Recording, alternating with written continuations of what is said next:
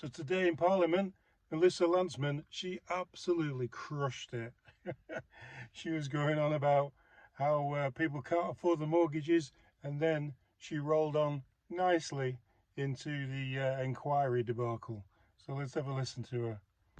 Speaker, Canadians learned yesterday that the Bank of Canada is raising interest rates for the 9th time since last year. This comes thanks to the Prime Minister's out-of-control spending that's driving up the cost of goods, the goods that we buy and the interest that we pay. Half of all mortgage holders were already struggling to make payments, and that was before the bank's announcement. So simple question. The Department of Finance knows this number, and the government refuses to share it. Can the Finance Minister tell us how much families will now pay for their mortgage because of her inflationary spending? Compare ourselves to our economic peers.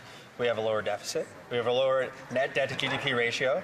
We have the fastest growing economic growth in the G7. We even have lower interest rates. This is what is allowing us to invest in things like dental care, child care, health care, affordability, economic growth, and jobs. Over 900,000 jobs created since the pandemic. Yes, global inflation is hard, but we will get through this by working together.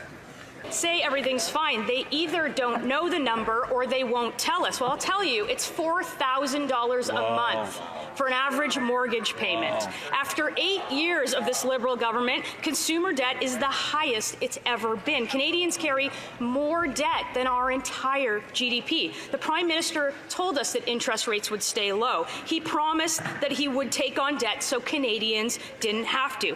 Canadians need some certainty. They need to pay their bills. How many Canadians will have to lose their homes before they notice something's wrong? Speaker, over the last week, the Conservative Party have tried to convince Canadians that we would be better off if we didn't make those investments in healthcare, if we didn't invest in dental care, if we reduced investments in seniors' pensions and retirement security. They want to get rid of the CBC. They don't want to attack climate change.